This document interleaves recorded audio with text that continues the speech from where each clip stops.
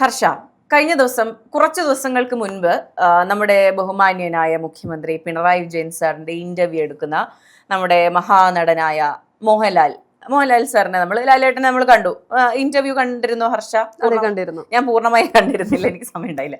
അപ്പോൾ ആദ്യം മോഹൻലാൽ വരുന്നു, മലയാളത്തിന്റെ ലാലേട്ടൻ വന്ന് ഇന്റർവ്യൂ എടുക്കുന്നു. ഇപ്പോൾ ആലപ്പുഴയിലുള്ള ഒരു പാലം, പെരുമ്പളം പാലം ഉദ്ഘാടനത്തിനായി മുഖ്യമന്ത്രി പിണറായി വിജയനൊപ്പം ഉണ്ടായിരുന്നത് മലയാളത്തിന്റെ മറ്റൊരു ബിഗ്ഗമായ നമ്മുടെ മമ്മൂട്ടി ചേട്ടനാണ്. മമ്മൂക്ക അങ്ങനെ പാല ഉദ്ഘാടനത്തിന് വരുന്നു. എന്നിട്ട് വയനാട് ടൗൺഷിപ്പ് സന്ദർശിക്കുന്നു. ഇത് സമൂഹത്തിന് കൊടുത്ത മൂലധനമാണെന്നൊക്കെ പറയുന്നു. അപ്പോൾ ഇതെല്ലാം സ്വാഭാവികമായിട്ട് സംഭവിച്ചതായിരിക്കാമല്ലേ? ഇത്തരം ഇലക്ഷന് മുൻപ് ആയതുകൊണ്ടോ ആയിരിക്കില്ല, വെറുതെ മമ്മൂട്ടിക്കും മോഹൻലാലിനും ഒക്കെ പെട്ടെന്ന് ഒരു ദിവസം മുഖ്യമന്ത്രി പിണറായി വിജയനൊപ്പം കുറച്ച് സമയം ചെലവഴിക്കണമെന്നും അതുപോലെ തന്നെ വേദി പങ്കിടണമെന്നും ഒക്കെ തോന്നിയിട്ടുണ്ടാകാം അല്ലെ? ഒരുപക്ഷെ ആയിരിക്കാം. പക്ഷേ ഈ ഒരു കോയിൻസിഡൻസ് ആ ഒരു ഇന്റർവ്യൂയുടെ പേരിൽ കൂടി വന്നപ്പോഴാണ് ഏറെ ശ്രദ്ധിക്കപ്പെട്ടത്. കാരണം മോഹൻലാലുമായുള്ള ഒരു ഇന്റർവ്യൂ പിണറായി വിജയന്റേത് വരുമ്പോൾ അതിനെ കൗണ്ടർ ചെയ്യാൻ കോൺഗ്രസ്സുകാരുടെ കയ്യിലുണ്ടായിരുന്നു. ഉമ്മൻചാണ്ടിയോടൊപ്പമുള്ള മോഹൻലാലിന്റെ ഇന്റർവ്യൂ ആയിരുന്നു. അതിന്റെ പേരും ഇതിന്റെ പേരും ഒന്ന് തന്നെ ആയിരുന്നു എന്നുള്ളത് ഏറെ ശ്രദ്ധിക്കപ്പെട്ടൊരു കാര്യം തന്നെയാണ്. കോൺഗ്രസിലെ പല നേതാക്കന്മാരും, എനിക്കൊന്ന് പ്രതിപക്ഷ വി ഡി സതീശൻ ഉൾപ്പെടെയുള്ളവർ പറഞ്ഞൊരു കാര്യമുണ്ട്, ആ പേരെങ്കിലും ഒന്ന് മാറ്റാമായിരുന്നു എന്നുള്ളത്. കാരണം എല്ലാം കടമെടുത്തോളൂ, കോപ്പി അടിച്ചോളൂ. പക്ഷെ ഇങ്ങനെ കോപ്പി അടിക്കാമോ എന്നുള്ളത്, പരീക്ഷയ്ക്ക് നമ്മൾ കോപ്പി അടിക്കുമ്പോൾ പോലും ഒരു മാന്യതയൊക്കെ ഉണ്ട്, ഒരു മയമൊക്കെ വേണ്ടേ. ആ കോപ്പി അടിക്കുമ്പോൾ 2 സെന്റൻസ് മാറ്റി എഴുതുക, അതെങ്കിലും വേണമായിരുന്നു. ഇവിടെ അതിനേക്കാൾ ഉപരി പിണറായി വിജയന്റെ ചിരിക്കുന്ന മുഖം നിങ്ങൾ കാണാത്ത മുഖമാണ്. ഈ പറയുന്നത് പോലെ നിങ്ങൾ വിചാരിക്കുന്നത് പോലെ ഒരു വലിയ കഠിന ഹൃദയനൊന്നും അല്ല പിണറായി വിജയൻ. ചിരിക്കുന്ന ഒരു ഫോട്ടോ ഉണ്ട്, അത് പക്ഷേ ഉണ്ണികൃഷ്ണൻ പൊറ്റിയുടെ കൂടെ. അതെ, അത് നമുക്കിവിടെ പറയാൻ പാടില്ല, അതിനിവിടെ പ്രസക്തി ഇല്ല കേട്ടോ. മോഹൻലാലിനോടുള്ളത് മാത്രമാണ് സത്യസന്ധമായത്, മറ്റേത് AI ആണ്. അപ്പോ എന്തിനാ ഇങ്ങനെ കുറ്റം പറയുന്നത്? നമ്മൾ ഉണ്ണികൃഷ്ണൻ പോയിട്ടുള്ളത് വേറൊരു വിഷയമല്ലേ, അത് ഇതിൽ കൂട്ടിക്കുഴക്കാനേ പാടില്ല. അതെ. അപ്പോ അതുപോലെ ഇപ്പോൾ മമ്മൂട്ടിയുടെ കൂടെ, അപ്പൊ എനിക്ക് തോന്നുന്നു ഈ പറയുന്ന കോൺഗ്രസ്സുകാർക്ക് മോഹൻലാലിന്റെ കൂടെ ഉള്ളതിന് കൗണ്ടർ ഉണ്ടായിരുന്നല്ലോ. അപ്പൊ ഇനി മമ്മൂട്ടിയുടെ കൂടെ ഉമ്മൻചാണ്ടി ഉണ്ടോ എന്ന് പരിശോധിച്ചിട്ടായിരിക്കാം ചിലപ്പോൾ പിണറായി വിജയൻ മമ്മൂട്ടിയുടെ കൂടെ വന്നിട്ടുണ്ടാവുക. ഒരുപക്ഷെ ഉണ്ടായിരിക്കില്ല. കാരണം നമുക്കറിയാം മമ്മൂട്ടിയുടെ ആശയങ്ങൾ എന്താണ്, മമ്മൂട്ടി മുന്നോട്ട് വെക്കുന്ന ആശയം എന്താണ്, അല്ലെങ്കിൽ ഏത് പാർട്ടിയോടുള്ള അനുഭവമാണ് നമുക്കറിയാവുന്ന കാര്യമാണ്. അപ്പോൾ ജനങ്ങൾക്ക് അത്രത്തോളം ഇഷ്ടപ്പെടുന്ന, ഇനി മോഹൻലാൽ ഫാൻസിന് മാത്രം ഇഷ്ടപ്പെട്ടിട്ട് കാര്യമില്ല, മമ്മൂട്ടി ഫാൻസ് തഴഞ്ഞാലോ എന്നോർത്ത് മമ്മൂട്ടി ഫാൻസിനെ കൂടി പിടിക്കാൻ വേണ്ടി ആയിരിക്കണം ഈ ഒരു പാലം ഉദ്ഘാടനത്തിന് മമ്മൂട്ടിയെ കൊണ്ടുവരുന്നു. അതിനുശേഷം വയനാട് ടൗൺഷിപ്പിൽ മമ്മൂട്ടി സന്ദർശിക്കുന്ന ഒരു സാഹചര്യം, എല്ലാ താരങ്ങളെയും വിളിച്ചുകൊണ്ട് അല്ലെങ്കിൽ ഗായകരെ വിളിച്ചുകൊണ്ട് നല്ല രീതിയിൽ പണം മുടക്കുന്നുണ്ട് എന്നുള്ളതാണ് യാഥാർത്ഥ്യം. അതെ, ഇപ്പൊ കൃത്യമായി ആൾക്കാരെ കയ്യിലെടുക്കാൻ കഴിയുന്ന വ്യക്തികളെ, ഇപ്പോ നമുക്കറിയാം വേടന്റെ പരിപാടികൾ ഹിറ്റാണ്, അതുപോലെ ഗായിക അഞ്ജു ജോസഫിന്റെ പരിപാടികൾ ഹിറ്റാണ്, ഈ പറഞ്ഞ മമ്മൂട്ടി മോഹൻലാലൊക്കെ അതിപ്പോ എവിടെയാണെങ്കിലും എങ്ങനെയാണെങ്കിലും വമ്പൻ ഹിറ്റാണ് പരിപാടി. അപ്പൊ കൃത്യമായി ഇതിനൊക്കെ പണച്ചെലവില്ല എന്ന് പറഞ്ഞാൽ മലയാളികൾ മണ്ടന്മാരായിരിക്കണം. ഇതിനെല്ലാം കൃത്യമായ പണച്ചെലവുണ്ട്, ഇതിനുള്ള പണം പാർട്ടിക്കുള്ളിലുണ്ട് എന്നുള്ളത് ഇതിനോടൊപ്പം തന്നെ കൃത്യമായുള്ള കാര്യമാണ്. അപ്പൊ മമ്മൂട്ടിയൊക്കെ ഹർഷ പറഞ്ഞതുപോലെ അവരുടെ രാഷ്ട്രീയം നമുക്ക് എന്താണെന്ന് നമുക്കറിയാം. അതുപോലെ തന്നെ ഈ പറഞ്ഞ ആരും ആയിക്കോട്ടെ, വേടനാണെങ്കിലും അങ്ങനെ അവരെല്ലാം കൃത്യമായി ബൂസ്റ്റ് ചെയ്യാനും അവരെ യൂസ് ചെയ്യാനും പാർട്ടി കൃത്യമായി അറിയാം അവർക്ക് എന്താണ് ചെയ്യേണ്ടത്.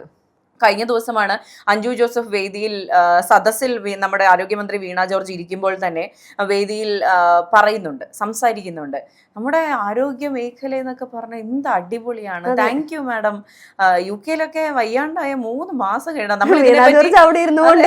നാണം കുളുങ്ങുന്നു.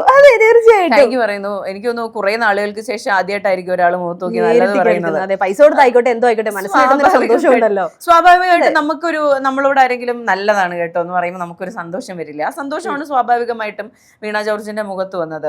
നടിയൊന്നുമല്ലല്ലോ അഭിനയിക്കാൻ, ആ ഒരു സന്തോഷം വന്നു, ഒരു സ്വാഭാവികമായിട്ട്. വീണ ജോർജ് നടിയല്ല എന്ന് പറഞ്ഞാൽ ഇപ്പോഴത്തെ സാഹചര്യത്തിൽ ജനങ്ങൾ വിശ്വസിക്കില്ല. കാരണം വെറും ഒരു കരിങ്കൊടി കണ്ടപ്പോൾ കഴുത്തിന് ആക്രമണമേറ്റ വീണ ജോർജ് നടിയല്ല എന്ന് പറഞ്ഞാൽ അംഗീകരിക്കാൻ കുറച്ച് ബുദ്ധിമുട്ടായിരിക്കും. ചിലപ്പോൾ ഇതിന് താഴെ വരുന്ന കമന്റുകളിൽ മേഘയെ ചീത്ത വിളിക്കാൻ വരെ സാധ്യതയുണ്ട് കേട്ടോ, അതൊക്കെ ശ്രദ്ധിക്കണം. ഇവിടെ മേഘ വേടനെ കുറിച്ച് സൂചിപ്പിച്ചല്ലോ. ഇല്ല, അഞ്ജു ജോസഫിന്റെ കാര്യം പറഞ്ഞ് പൂർത്തിയാക്കട്ടെ. അപ്പൊ അവര് ഇങ്ങനെ UK-ൽ അങ്ങനെയാണ്, പക്ഷെ കേരളം എന്ത് അടിപൊളിയാണ് എന്നൊക്കെ പറയുന്നുണ്ട്. പക്ഷെ ഇതിനെപ്പറ്റി നമ്മൾ ചിന്തിക്കുകയാണെങ്കിൽ ഈ വീഡിയോ ഇരുന്ന് കാണുന്ന മനുഷ്യരുണ്ടല്ലോ, കാണുന്ന മനുഷ്യർക്ക് മറ്റേ ഫ്ലാഷ് ബാക്കിൽ ബ്ലാക്ക് ആൻഡ് വൈറ്റിൽ ഉണ്ടായ സംഭവങ്ങൾ ഓർമ്മ വരും. കഴിഞ്ഞ 4.5 വർഷമായി കേരളത്തിൽ സംഭവിക്കുന്നത് എന്തൊക്കെയാണ്, കുറെ ഒറ്റപ്പെട്ട സംഭവങ്ങൾ. ഇപ്പൊ ഈ CP-മാര് പറയുന്ന പോലെ ഒറ്റപ്പെട്ട സംഭവങ്ങൾ നടക്കുന്നുണ്ട്. ഇതെല്ലാം മലയാളികൾ മറന്നിട്ടില്ല, ഇതെല്ലാം ഓർക്കുന്നുണ്ട്. പിന്നെയാണ് ഈ വേടന്റെ കാര്യം പറയും. അതെ, തീർച്ചയായിട്ടും. ഇവിടെ കഴിഞ്ഞ ദിവസം ഇതേപോലെ നമ്മുടെ സംസ്ഥാന സെക്രട്ടറി ഗോവിന്ദ മാസ്റ്റർ വേടന്റെ ഇതുപോലെ വിവാഹം അനൗൺസ് ചെയ്യുന്ന ഒരു സാഹചര്യം നമ്മൾ കണ്ടിരുന്നു. അപ്പോൾ എന്തിനായിരിക്കാം ഗോവിന്ദൻ മാസ്റ്റർ അങ്ങനെ ഒരു വിവാഹം അനൗൺസ് ചെയ്തത് എന്നുള്ളൊരു ചോദ്യം ഉണ്ടായിരുന്നു. കാരണം വേടൻ പൂർണ്ണമായും ഒരു CPM അനുഭാവി അല്ലെങ്കിൽ ഇടതുപക്ഷക്കാരനോ അല്ലാന്ന് വേടൻ തന്നെ തുറന്നു പറഞ്ഞിട്ടുണ്ട്. അവരുടെ ആശയങ്ങൾ ഇഷ്ടമാണ്, പക്ഷെ ഞാൻ ഒരു കമ്മ്യൂണിസ്റ്റുകാരനൊന്നും അല്ല എന്ന് അദ്ദേഹം തുറന്നു പറഞ്ഞ കാര്യമാണ്. എന്നിട്ടും എന്തുകൊണ്ട് ഇപ്പോഴും ചേർത്ത് പിടിക്കുന്നു? അതിനുള്ള ഉത്തരം വന്നു കഴിഞ്ഞിരിക്കുകയാണ്. കാരണം ഇലക്ഷനുമായി ബന്ധപ്പെട്ട് CPM-ന് വേണ്ടി പാടുന്നത് വേടനാണ്. അതും ഈ പറയുന്നത് പോലെ യുവാക്കളെ ചേർത്ത് പിടിക്കാൻ വേടന്റെ പാട്ട് എന്ന് പറയുമ്പോൾ അതിന്റെ അർത്ഥം നോക്കാതെ ജനങ്ങൾ ഏറ്റുപാടും എന്നുള്ളത് യാഥാർത്ഥ്യമാണ്. അതെ ഹർഷ, ഇനി ഒരു 2 മാസം കൂടെ കഴിയുമ്പോൾ കഴിഞ്ഞ 5 വർഷം ഇടതുപക്ഷം എന്ത് ചെയ്തു എന്നുള്ളൊരു ഇതുണ്ടാവുമല്ലോ, അതിന്റെ താഴെ എഴുതിയിട്ടുണ്ടാവും വേടന്റെ കല്യാണം നടത്തിയെന്ന്. അതും അവർ എഴുതി ചേർക്കായിരിക്കും. ഈ പാടുമ്പോൾ വേടൻ പാടുന്ന ഏറ്റവും അവസാനത്തെ വരിയിൽ തന്റെ കല്യാണത്തിന് അനൗൺസ് ചെയ്തതും CPM ആണെന്ന് കൂടി ഉൾപ്പെടുത്തി പാടുമായിരിക്കാം. ചിലപ്പോൾ ഈ യുവാക്കളായിട്ടുള്ള അല്ലെങ്കിൽ ഇപ്പോൾ 18 വയസ്സ് തികഞ്ഞ അല്ലെങ്കിൽ ഇപ്പോൾ 20 വയസ്സ് തികഞ്ഞ യുവാക്കളുണ്ടല്ലോ, സ്വാഭാവികമായിട്ടും വേടനെ ഇഷ്ടപ്പെടുന്ന ആളുകൾ, അവരൊക്കെ ഈ പാട്ട് ഏറ്റുപാടാൻ സാധ്യതയുണ്ട്. തദ്ദേശ തെരഞ്ഞെടുപ്പിൽ പോറ്റിയേക്കേറ്റിയ ഗാനം അർത്ഥം അറിഞ്ഞുകൊണ്ട് പാടിയ ഒരു കൂട്ടം ആളുകളുണ്ട്. അപ്പോ ഈ പാട്ട് പാടി അല്ലെങ്കിൽ വായ്മൊഴി ആയിട്ടാണ് ഏറ്റവും ഹിറ്റ് ആയത് യഥാർത്ഥത്തിൽ. അതുപോലെ ഇനിയിപ്പോൾ സർക്കാർ ചെയ്യുന്ന കാര്യങ്ങൾ വേടൻ പാടുന്ന പാട്ടായതുകൊണ്ട് ഏറ്റെടുത്ത ജനങ്ങൾ പാടി ഹിറ്റാകുമോ എന്നുള്ള മറ്റൊരു തന്ത്രമായിരിക്കണം CPM ഉദ്ദേശിക്കുന്നത്. എന്തായാലും ഈ പറയുന്ന ജനങ്ങൾക്ക് അത്രയും ഇഷ്ടപ്പെട്ട ഒരു കൂട്ടം ആളുകളെ തന്നെ തെരഞ്ഞെടുപ്പിച്ചത് വലിയൊരു കാര്യം തന്നെയാണ്. കൃത്യമായ സെലക്ഷൻ ഉണ്ടെന്ന് നമുക്ക് പറയേണ്ടി വരും CPM-ന്റെ ഭാഗത്ത്. അതെ, ഇപ്പോ കുറച്ച് ദിവസങ്ങൾക്ക് മുൻപ് നമ്മുടെ മുൻ പ്രതിപക്ഷ നേതാവായ രമേശ് ചെന്നിത്തല പറയുന്നുണ്ട്, സീരിയലിൽ പോലും ഇവരിത് കുത്തി നിറയ്ക്കുന്നുണ്ട്. അന്ന് ആൾക്കാർ തമാശയാണെന്ന് വിചാരിച്ചെങ്കിലും സംഭവം ഉള്ളതാണ്. ഈ പറഞ്ഞ സീരിയലിൽ ഒരു കഥ ഇങ്ങനെ പോകുന്നു, പെട്ടെന്നൊരു ഡയലോഗ് വരുന്നു, ഒരു ആരോ നല്ലൊരാൾ എഴുതി കൊടുത്തൊരു ഡയലോഗ്. അതുപോലെ തന്നെ പല ചാനലുകളുടെയും റിയാലിറ്റി ഷോകളുടെ ഇടയ്ക്ക് നിൽക്കുന്ന ആങ്കേഴ്സ് ഒക്കെ വന്നിട്ട് 500 കോടിയുടെ വീടാണ്, 500 കോടി മാറ്റി വെച്ച് 50 വീട് കൊടുക്കാറുണ്ട്. അങ്ങനെ നമ്മൾ പലതരത്തിലുള്ള വർക്ക് കാണുന്നുണ്ട്. ഇതിലെല്ലാം മനസ്സിലാക്കേണ്ട ഒരു കാര്യമുണ്ട്, പണമുണ്ട്. PR ഇറക്കാൻ പണമുണ്ട്, ഇതിനെല്ലാം ഇറക്കാൻ പണമുണ്ട്. ഈ പറഞ്ഞ PR വർക്കിനും അതുപോലെ തന്നെ പരസ്യങ്ങൾക്കും പോകുന്നത് നമ്മുടെ വകുപ്പിൽ നിന്ന്, നമ്മുടെ ഖജനാവിൽ നിന്നുള്ള പണം തന്നെയാണ് പോകുന്നത്. ഇതൊന്നും ആരും മനസ്സിലാക്കുന്നില്ല എന്നാണോ? ഈ പണം കൊണ്ട് ഇവർ കുറച്ച് ക്ഷേമ പ്രവർത്തനങ്ങളും ഇവർ ഈ കൊട്ടിഘോഷിക്കുന്ന കുറച്ച് വികസന പ്രവർത്തനങ്ങളും നടത്തിയിരുന്നെങ്കിൽ, ഫണ്ട് വേറെ ആയിരിക്കാം, പക്ഷെ ഇതെല്ലാം മറ്റൊരു രീതിയിൽ വിനിയോഗിച്ചിരുന്നുവെങ്കിൽ ചിലപ്പോൾ 10 വോട്ട് കൂടുതൽ കിട്ടിയേനെ. ഒരു നാണം കെട്ട തോൽവിയിലേക്ക് ഇടതുപക്ഷം പോകാതിരിക്കാൻ അത് സഹായിച്ചേനെ.